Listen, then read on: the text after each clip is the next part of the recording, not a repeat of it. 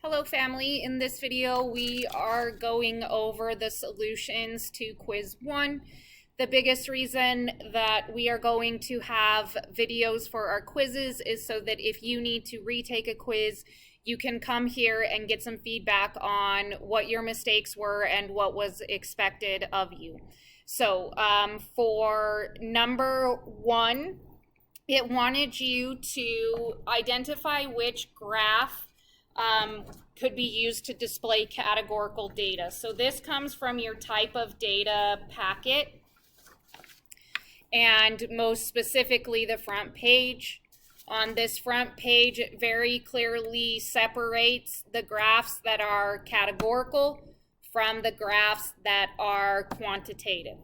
This leads us into the next question. So if it were me, I probably would have gone through and labeled what these graphs were. So this is a bar graph, a pie chart or pie graph, two-way table, segmented bar graph, dot plot, stem and leaf, histogram, box and whisker. Now, I do remember saying several times leading up to this first quiz that I was expecting you to go through and memorize the names of all of these graphs, which is why I made little cards for them for you. And I remember mentioning that if you were in class and you got done early with some work, that I wanted you to memorize these. So the next question on the quiz says, name the graph. I wanted to know the actual name of the graph. If I wanted to know what type of data it can represent, that's what I would have written there. I would have said, label each graph as categorical or quantitative. I wanted to know the names. So, family. If you are retaking this quiz, you need to be prepared to get a question that is all 8 graphs, and you need to know the name of all 8 graphs. I said that's what you needed to do last time, and then lots of people did not. I would say the most highly missed problem was the histogram, for sure. So make sure if you're taking the retake, you find your cards and you memorize what each graph looks like. You should expect to see all 8 of them on the retake, because now I need to verify that you know all of them and memorize them like I asked you to. So 2 was a two-way table and a histogram. Then next up, you are preparing to study television viewing habits of high school students. So when it asks you a categorical variable and a quantitative variable that you could record, you want to record information that has something to do with their TV viewing habits. Like, some of you guys were giving me variables that just had to do with high school students. It needs to be questions about TV viewing that you would ask high school students. So some examples of categorical variables would be genre of shows or show, favorite TV show, what platform do you use, like Hulu, Netflix, Amazon, what device, do you watch it from your phone, do you watch it from a tablet, Chromebook, TV, and gender. I think gender would be interesting. You could compare gender to the type of show that people watch. Some quantitative variables are hours of homework. Now, that may not seem relevant, but I bet you there's a relationship between the hours of homework you have and the hours of TV you watch. So hours of homework, hours of TV watched, how many shows do you regularly watch? There was a lot of good quantitative variables that you guys gave me. So these are not the only options. These are just some options. Overall, this page went well. The only thing that really messed you guys up, it seemed like, was number 2. A handful of you guys are struggling with categorical and quantitative data, but I'm confident that if you go through and watch the lesson videos or you come and ask me for help, that's something that can be cleared up for you. So then the next problem that we need to go over is the dot plot problem. Now, if you are from the B days, we are going to go over this in class. If you're having a hard time understanding this idea, you may want to watch this video even though we went over it in class. Same for 1A. We talked about this in class, but maybe you want to come back and re-listen and rewind and make sure that you understand what is happening. So in this problem, this is a simulation, not a sample. So I did something similar to what happened in the problem. I didn't do exactly what happened in the problem. That's why it's called a simulation. So here's how this whole thing starts. Jordan claims that he can make 70% of the shots that he takes. So the claim is very clearly written in the prompt.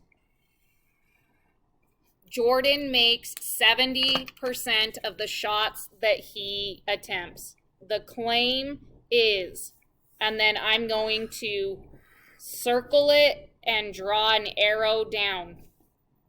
I would use that exact phrasing. Jordan makes 70% of the shots he attempts.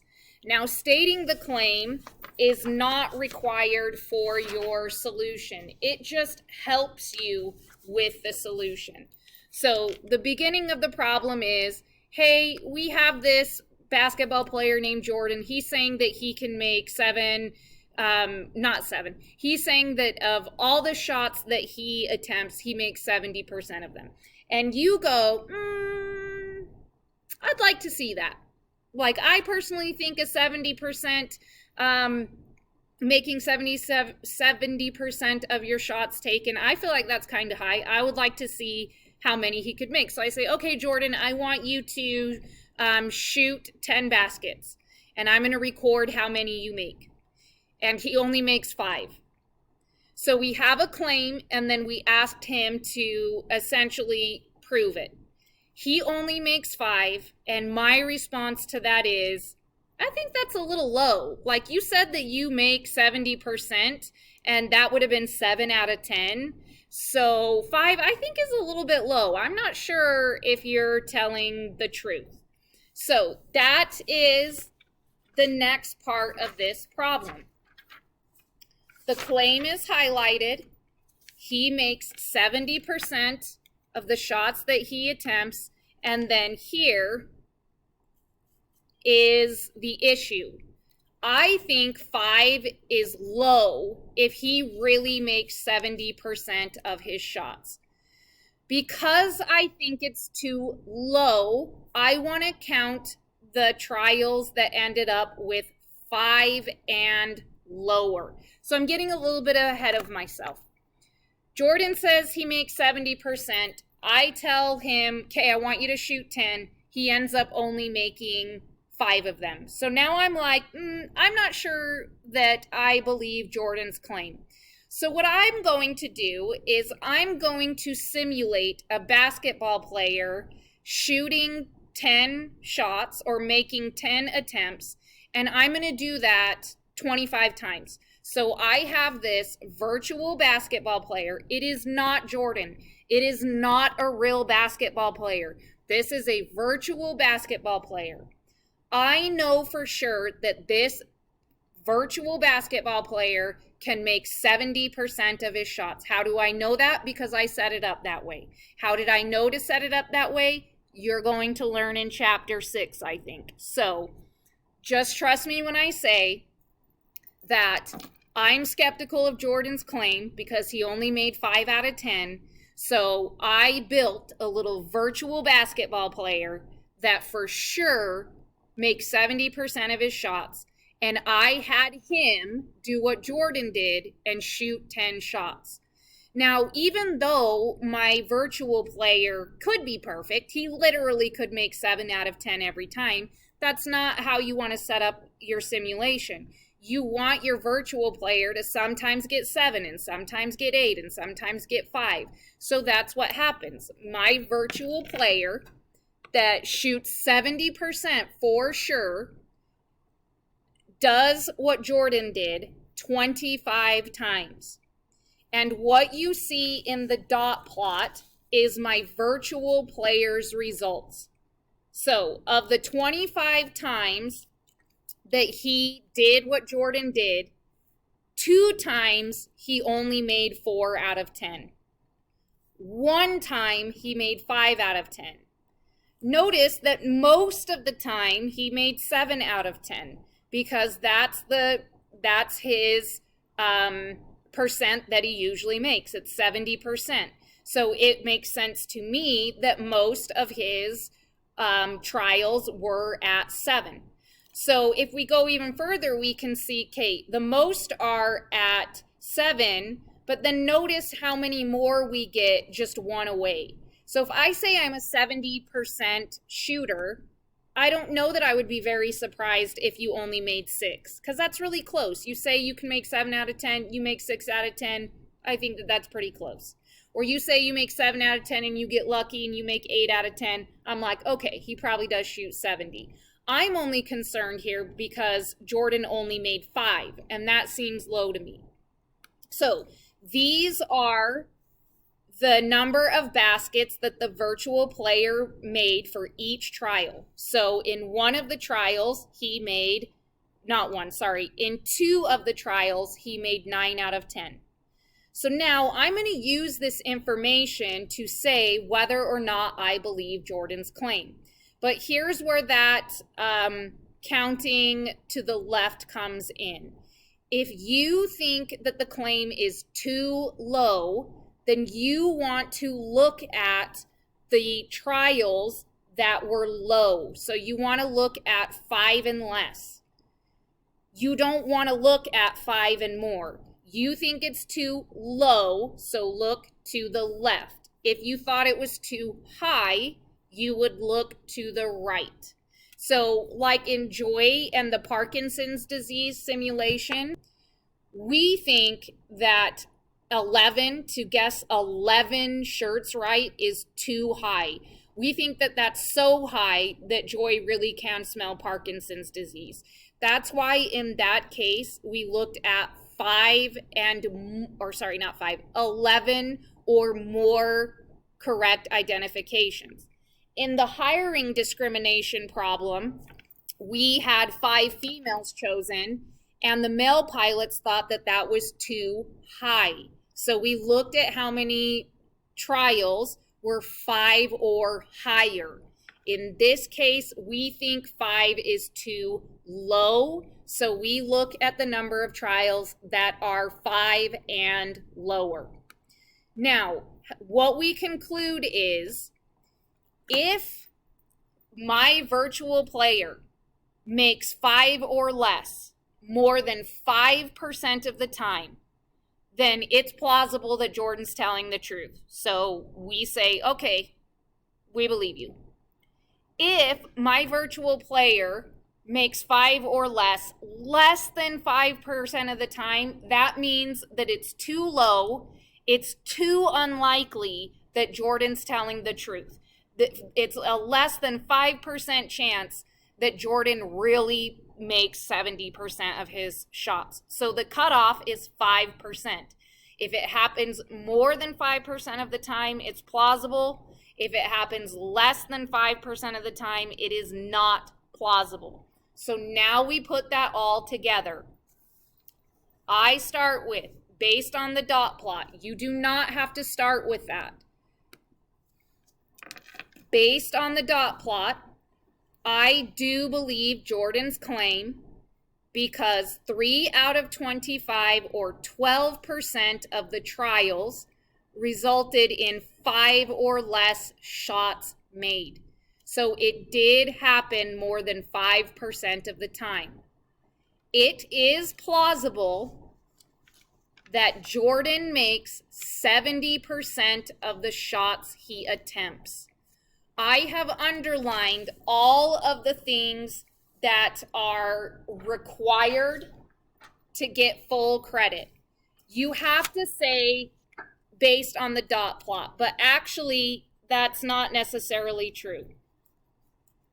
The only thing that you have to do is reference the dot plot. You don't have to use the exact phrasing based on the dot plot.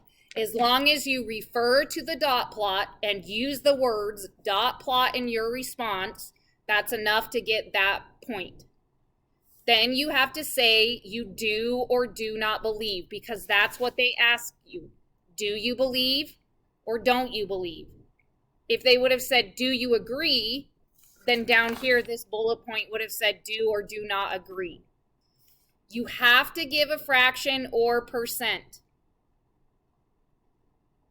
You have to use the phrase plausible or not plausible, and right after it, you state the exact claim.